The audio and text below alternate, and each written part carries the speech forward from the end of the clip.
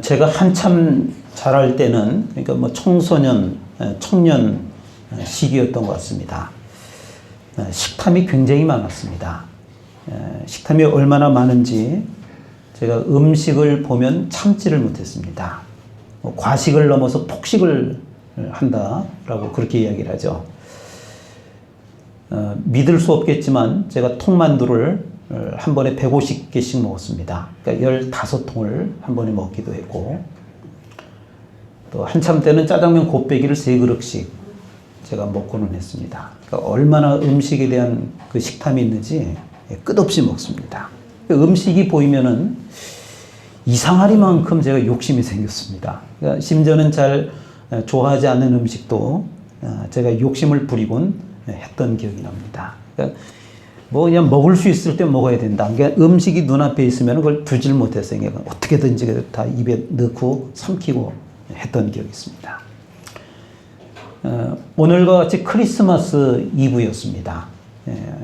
학창 시절에는 크리스마스 이브 때는 저녁에 교회에서 보냈고, 또 밤에 레크레이션이라고 해서 친구들하고 게임도 하고, 그리고 새벽쯤 되면 12시가 넘으면은 새벽송이라고 하는 것을 돌게 됩니다. 전도사님, 또 교회 학교 선생님, 그리고 친구들과 함께 그 산동네에 있는 그 집집마다 돌아다니면서 새벽송을 합니다. 그러면 장로님, 권사님, 또 성도님들의 집 앞에서 캐롤을 부르게 되는데, 부르고 나면 수고했다고 먹을 것을 챙겨줍니다. 뭐 빵도 주고 떡도 주고 뭐 귤, 튀김, 만두, 초코파이, 제가 생각나는 그런 간식들인데 이런 것들을 집집마다 챙겨줍니다.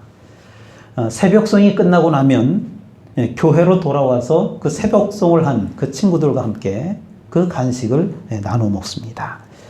그런데 제가 혼자 다 먹는 것도 아닌데 욕심이 납니다. 그 받을 때마다. 그래서 누가 이제 고맙습니다 하고 내가 제가 받는 거예요. 이게 비닐봉지 이런 데다 주는데 그 봉다리를 제가 받는 겁니다. 그리고 큰 봉다리 있으면 거기다 우겨넣고 제가 이제 한아름 안고 그렇게 걸어갑니다. 옆에서 막 핀잔을 줘도 그걸 못 참겠는 거예요. 이거 제가 들고 가야지. 이게 제가 다 먹을 것도 아닌데 그 욕심이 나니까 이걸 제가 그냥 한움큼 드는 겁니다. 그날 새벽송을 마치고 산동네에서 내려오는 길이었습니다. 양손에, 그러니까 앞으로 한아름 이렇게 들고 오다 보니까 비탈길로 내려오는데 그 내리막길이 빙판인데 그걸 제가 보지 못했습니다. 그래서 미끄러지면서 엉덩방아를 콩 찌게 되는데, 넘어지는 순간 사실은 빨리 이 간식을 놓고 제가 짚어야 되는 거잖아요. 그런데 이걸 제가 끝까지 안 놨습니다. 그러니까 양쪽 팔꿈치로 땅바닥을 쾅 짚으면서 한 10m 이상 제가 막 미끄러져 내려간 기억이 납니다. 사람들의 웃음소리가 들렸습니다. 저는 그런 고통은 처음이었습니다. 그때는 병원이라는 데를 쉽게 갈 수 있는 시절이 아니었기 때문에 그냥 여기다 뭐 아까진기 좀 마르고 이렇게 하고 몇 달 동안 그 양쪽 팔꿈치가 아파서 제가 펴질 못했던 기억이 납니다. 그 정도로 아주 심한 부상을 입었습니다. 그런데도 제가 얼마나 그 음식에 대한 애착이 있는지 그걸 끝까지 놓지 않았습니다. 아마 제가 넘어지면서 그냥 놔버렸더라면 그 이제 산동네에서 이렇게 밑으로 이제 비탈진 길이니까 뭐 귤이라는 귤들은 다 굴러 내려갔을 것이고 뭐 만두도 굴러 내려갔을 거고 아마 그 중에 상당수는 뭐 또랑에 빠지기도 하고 아마 못 먹는 음식이 꽤 됐을 겁니다. 그러니까 저 때문에 저 한 몸 희생해서 그 음식들이 다 보존이 된 겁니다. 그때 같이 있었던 사람들이 그 이후에도 두고두고 그것이 이야기거리가 됐습니다. 네가 끝까지 붙들고 있어가지고 우리가 그날 새벽에 그 아주 푸짐하게 잘 먹었어. 이제 그런 얘기를 했던 기억이 납니다. 고맙다는 거예요. 제 한 몸 희생을 해가지고 오늘이 마침 크리스마스 이브였기 때문에 그 당시 그 추억이 생각이 나서 잠시 제가 말씀을 드렸습니다. 오늘은 대림절 4번째 주일입니다. 때마침 크리스마스 이브 24일, 내일이면은 예수님께서 탄생을 하십니다. 대림절이란 제가 대림절 기간 내 계속 말씀을 드립니다만은 성탄절을 앞둔 4주간을 이야기합니다. 예수님 오심을 간절히 기다리는 절기, 그 절기가 대림절이라고 하는 절기입니다. 예수님께서는 우리에게 영원한 생명을 주시려고 십자가에 달려 희생당하기 위해서 이 세상 가운데 임마누엘, 우리와 함께 하시기 위하여 오신 것입니다. 예수님의 희생이 우리에게 영원한 생명을 주신 것입니다. 감사해야 합니다. 대림절 4번째 말씀은, 오늘 말씀은 선교의 명령을 담은 마가복음이라고 하는 성경의 마지막 부분의 말씀입니다. 1990년대 초 애띤 청년 3명이 음악을 들고 세상에 나왔습니다. 90년대 초입니다.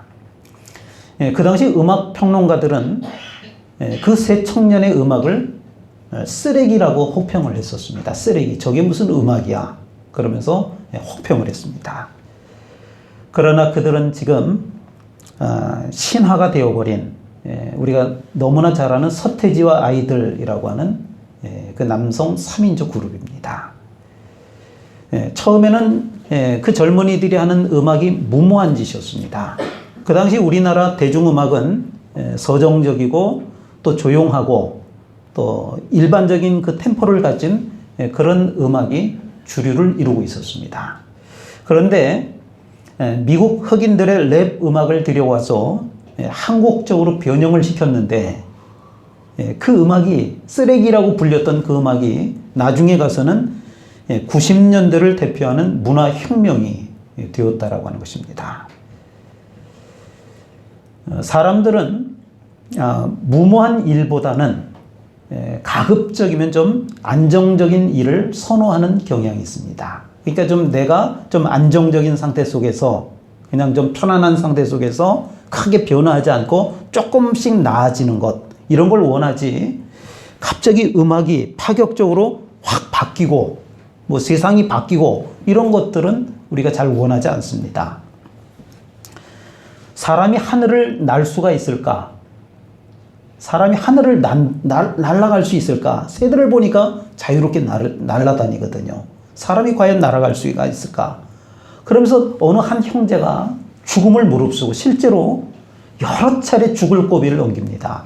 그러니까 하늘을 날기 위해서 그 새들의 날개처럼 달고 높은 곳에 뛰어내기도 하고, 모터를 달고 하늘을 나르려다가 떨어져서 다리가 부러지기도 하고, 수없이 많은 시행착오를 겪게 됩니다. 그 형제 이름이 라이트 형제라고 하는데요. 미국의 라이트 형제입니다.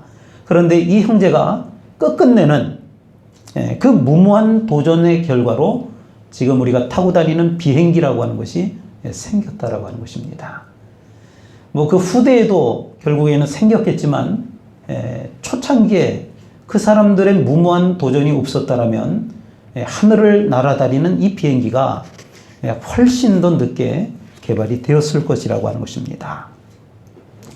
때로는 무모함이라고 하는 것을 통해서 성장하는 것을 우리가 보게 됩니다. 무모함이라고 하는 것은 아무도 생각하지 못한 발전과 성숙함을 가져오기도 한다라고 하는 것입니다.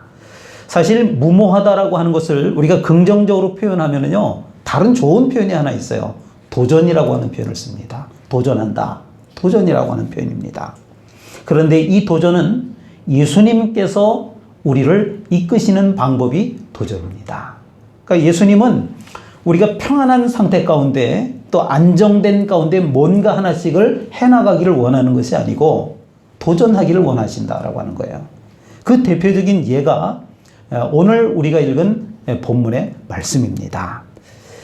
오늘 본문 중에서도 특별히 14절 말씀과 15절 말씀을 주목을 해서 예수님께서 우리에게 어떠한 무모한 도전을 요청하고 계시는지 그 말씀들을 좀 살펴보려고 합니다. 그런데 한 가지 의아한 부분이 있습니다. 그게 뭐냐면요, 14절에서 제자들의 상태를 우리가 알 수 있는데 14절 말씀해 보면, 그런데 15절에서 그들의 상태를 알면서도 예수님께서 엄청난 사명을 맡기고 있다라고 하는 것입니다. 한번 비유를 한번 좀 들어볼까요? 유치원 선생님이 유치원 아이들을 가리키는 거예요. 유치원 아이들을. 그 아이들을 가리키는데, 여러분 어린이 여러분, 지금 우리나라 경제가 너무너무 힘들어요.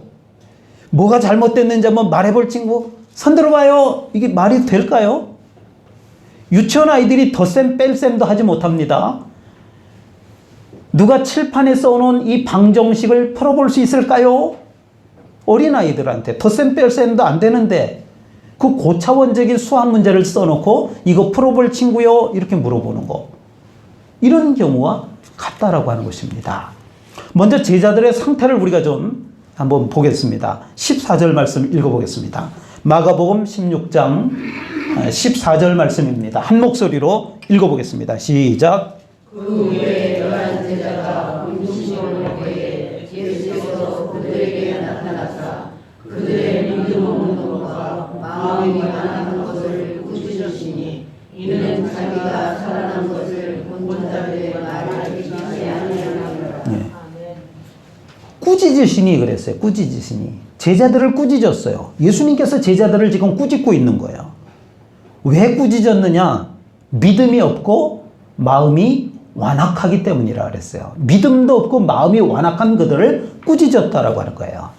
마음이 완악하다라고 하는 이 말은 다른 말로 이야기하면은 로마서 2장 5절 말씀에 보니까 고집이라고 바꿔 놓았습니다. 로마서 2장 5절입니다. 다만 내 고집과 회개하지 아니한 마음을 따라 진노의 날 곧 하나님의 의로우신 심판이 나타나는 그날에 이 말 진노를 내게 쌓는도다 그랬어요.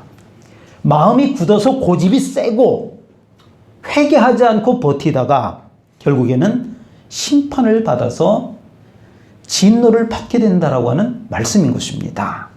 14절에서 보여지는 그 제자들의 상태는 믿음이 없고 마음이 굳어 있었다라고 했습니다. 그들은 예수님의 부활에 대해서 전혀 믿으려고 하지 않았습니다.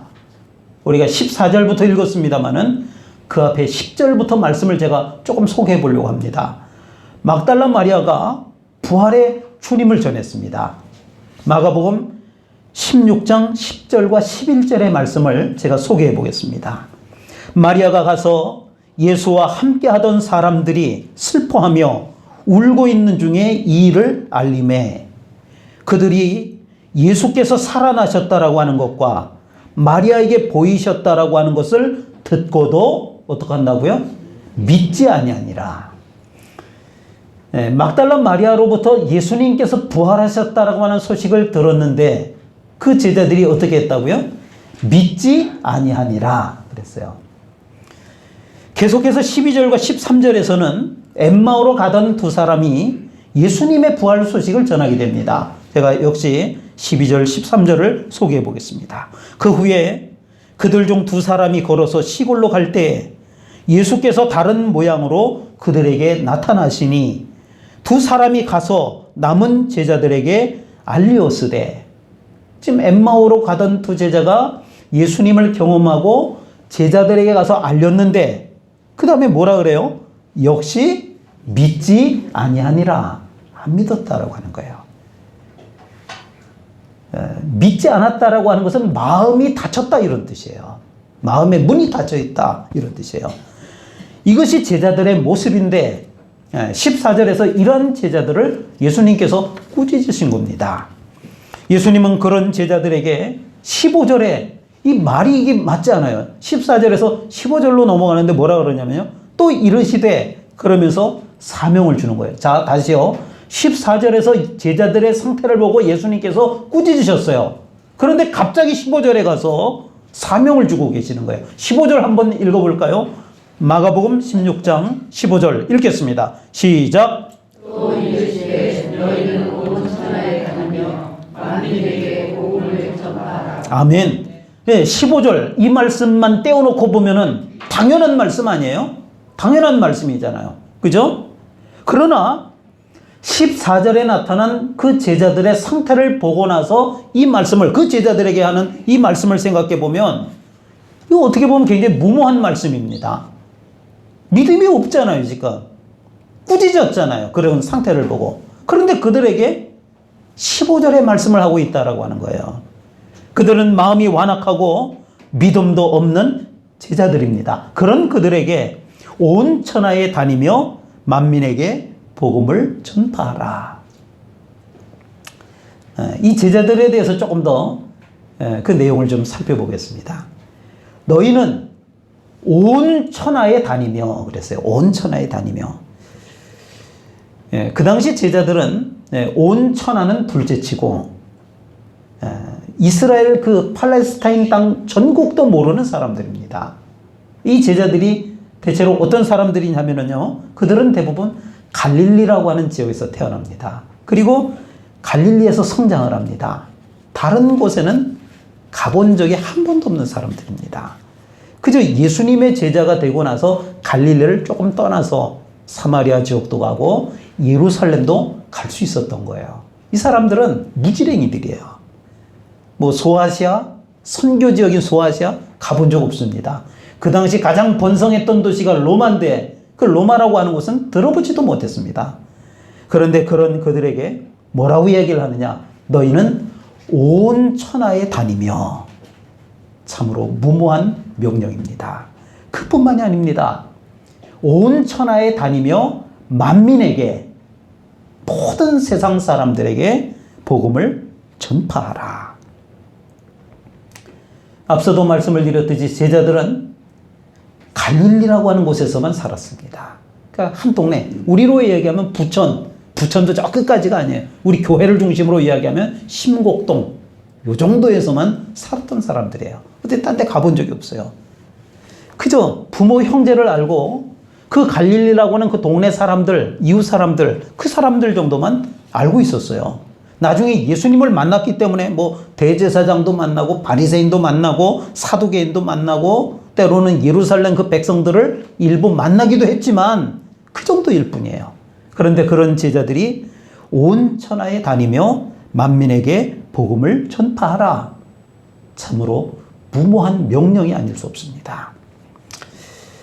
저는 해외에서 살아본 경험이 있습니다. 13년 정도 해외에서 살아봤습니다.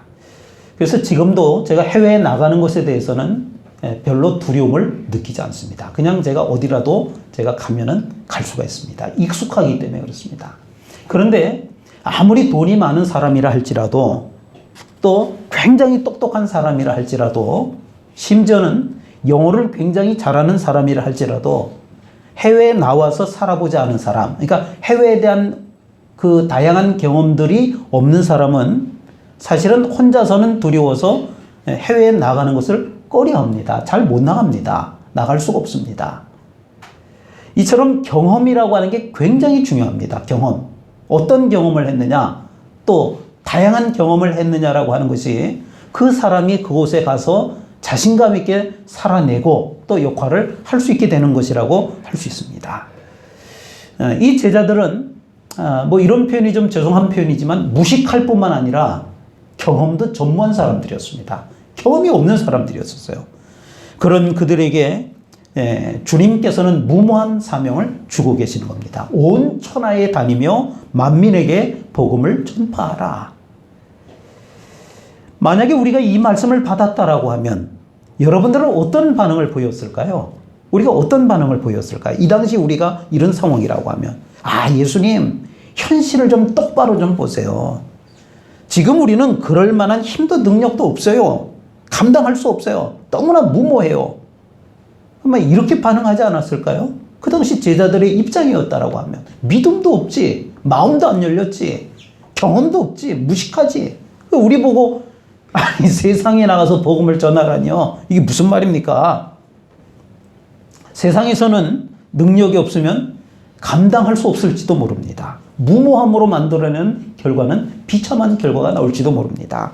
그런데 여러분, 주님 안에서는 감당치 못할 것이 없는 줄로 믿으시길 바랍니다. 우리가 너무나 잘 아는 빌립보서 4장 13절에 보니까 내게 능력 주시는 자 안에서 내가 모든 것을 할 수 있느니라. 예수님께서 연약한 우리에게 사명을 말씀하실 때는 땅끝까지 복음을 전하라. 내가 너에게 이런 사명을 준다. 라고 했을 때는 사명만 말씀하시는 분이 아닙니다. 감당할 능력도 함께 주시는 하나님이신 줄로 믿습니다. 예수님 안에 있기만 하면 우리가 사명을 받았다라고 하는 것은 능력도 받았다라고 하는 뜻이 되는 줄로 믿으시길 바랍니다. 예수님께서 말씀하실 때 우리가 아멘으로 받을 수만 있다라고 하면 그것이 축복으로 바꿔지는 것입니다. 불가능해 보이던 것도 이룰 수 있게 되는 줄로 믿으시길 바랍니다. 바로 그 능력이 복음을 통해서 주어지는 것입니다. 바로 여기에 복음의 위대함이 있는 줄로 믿으시길 바랍니다. 너희는 온 천하에 다니며 만민에게 복음을 전파하라. 예수님께서는 연약한 제자들에게 복음을 전파하라 이렇게 명령을 하셨습니다. 특별히 마가복음이라고 하는 이 성경은 4권의 복음서 가운데 가장 짧은 성경입니다. 가장 짧습니다. 그런데 이 마가복음은 특징이 하나 있습니다. 복음이라고 하는 단어로 시작을 해서 끝날 때도 마가복음은 복음으로 끝나는 성경책이라고 하는 것입니다. 마가복음 1장 1절에 보니까 하나님의 아들 예수 그리스도 복음의 시작이라 그랬습니다. 또 마가복음 16장 마지막 장의 그 마지막 부분에서 복음을 전파하라 그렇게 말씀합니다. 복음으로 시작해서 복음으로 끝이 납니다. 그렇다면 이 복음이라고 하는 것이 무엇일까요?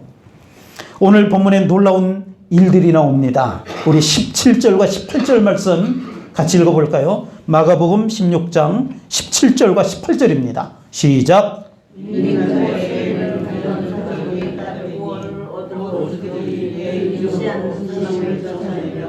새 방언을 말하며 뱀을 집어올리며 무슨 독을 마시자도 해를 받지 아니하며 병든 사람에게 손을 얹은 즉 나으리 하시더라. 아멘. 귀신을 쫓아내고 병든 사람에게 손을 얹은 즉 나음을 얻고 사람들의 이목을 집중시킬 만한 대단한 일들 아닙니까? 병을 고쳐주고 귀신을 내쫓고 대단하잖아요. 그 당시 제자들은 예수님을 따라다니면서 이런 일들을 숱하게 경험을 합니다. 이보다 훨씬 더 놀라운 일들도 경험을 했습니다. 예수님께서는 바다에 풍랑이 있는데 이게 말이 됩니까? 그걸 잔잔하게 하시는 거예요. 예수님께서 바다에 풍랑이 있는데 그때 제자들은 그 바다 한복판에 같이 있었습니다. 예수님의 그 말도 안 되는 기적을 봤다라고 하는 것입니다. 또 예수님께서는 죽은 자도 살리십니다. 야이로의 딸도 살리셨고 나인성 과부의 아들도 죽었던 것을 살리셨습니다. 기적을 베푸시는 주님이셨습니다. 그런데 그때에도 제자들은 곁에 있었습니다.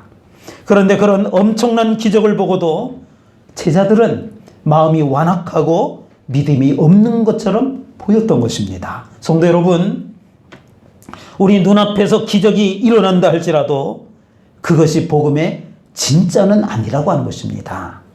만약에 그것을 복음이라고 하면 제자들이 뭐라고 전파를 했을까요? 그 기적이 복음의 핵심이라고 하면 제자들이 뭐라고 그랬을까요? 아마 이렇게 말했을 겁니다. 여러분 예수 믿으세요. 예수 믿으면 기적이 일어나요. 병이 나요. 귀신도 쫓겨나가요. 독을 마셔도 죽지 않아요. 그런데요, 나중에는 어떨 때 힘도 빠질 때도 있어요. 마음이 굳어지기도 하고요. 기쁨도 사라지기도 하고요. 슬퍼하면서 울게 돼요. 이게 복음이에요. 우리가 생각하는 그 놀라운 기적이 이게 복음의 핵심이라고 하면 늘 그게 일어나지가 않잖아요. 그죠? 일어날 때는 와 신난다 예수 믿자 그럴 거 아니겠어요. 근데 우리에게 고난이 올 때는요. 힘이 빠져요. 마음도 굳어지고요. 기쁨도 사라질 때도 있어요. 내가 왜 이런 삶을 살아야 되는지 힘들고 고통스러워요. 에휴, 이게 복음이에요. 이러야 되는 거 아니에요. 그죠? 그게 기적이 그게 복음의 핵심이라고 하면 여러분 복음은 보는 게 아니라고 하는 거예요. 풍랑을 잔잔케 하는 걸 보는 게 복음이 아니라는 거예요. 병이 낫는 걸 보는 게 아니에요. 그것도 하나의 방편은 될 수 있을지 모르지만 그게 복음이 아니라 복음은 내 안에서 체험되어져야 하는 것인 줄로 깨달으시길 바랍니다. 제자들은 아무것도 할 수 없는 연약하고 믿음이 없는 존재들이었습니다. 그러나 그들이 복음을 체험하고 나서 복음을 전하는 사람이 된 줄로 믿으시길 바랍니다. 온 천하는커녕 그 마가의 다락방에서 사실 기도하러도 들어갔지만은요, 다른 이유는 뭐가 있겠어요? 이거 괜히 길거리 얼쩡거리다 예수 믿는 사람 붙잡아 간다는데 붙들려 가서 두드러 맞고 잘못하면 죽임을 당할 수도 있을지도 몰라. 그래서 마가복음에 그 마가의 다락방에 숨어 있는 거예요. 예수님께서 기도하라 그래서 거기 있었던 것도 있지만 숨어 있었던 거예요. 나갈 용기가 없었던 거예요. 그런데 그들이 그 마가의 다락방에서 복음을 체험을 합니다. 성령을 체험한 거예요. 그랬더니 어떻게 돼요? 땅끝까지 이르러 복음을 전하는 사람이 된 줄로 믿으시길 바랍니다. 14절에 연약한 제자들이 15절에 불가능한 사명을 성취하는 사람들이 된 줄로 믿으시길 바랍니다. 그렇다면 이 복음이라고 하는 것이 과연 무엇일까요? 앞서 소개해드렸던 마가복음 1장 1절에 보니까 하나님의 아들 예수 그리스도 복음의 시작이라. 복음은 곧 예수님이라고 하는 말입니다. 복음, 별거 아니에요. 복된 소식. 그 복된 소식이 뭐냐? 예수님이 복음이라고 하는 거예요. 2000년 전에 우리의 죄를 사하시고 우리에게 영원한 생명을 주시려고 우리와 똑같은 육신의 몸을 입고 이 땅에 오신 예수님, 그분을 우리가 받아들이기만 하면 그것이 복음이라고 하는 것입니다. 너희는 온 천하에 다니며 만민에게 복음을 전파하라. 복음이라고 하는 게 예수 그리스도라고 했어요.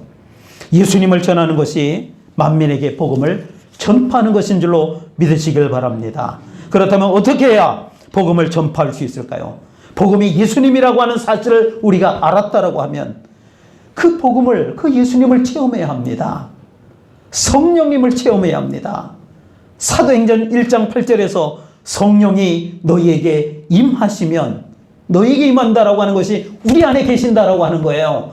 이것이 체험되어질 수만 있다라고 하면, 이것이 경험되어질 수만 있다라고 하면 그 다음에 어떻게 된다 그랬어요? 그럴 때 너희가 권능을 받고 그 결과 땅끝까지 이르러 내 증인이 되리라.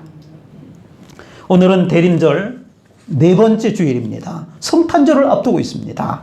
세상 사람들도 성탄절에는 얼마나 기뻐하는지 모릅니다. 그런데 왜 기뻐해야 되는 날인지는 그들이 알지 못합니다. 그런데 우리는 압니다. 아니, 모르는 분들도 혹 있을지 모르겠습니다.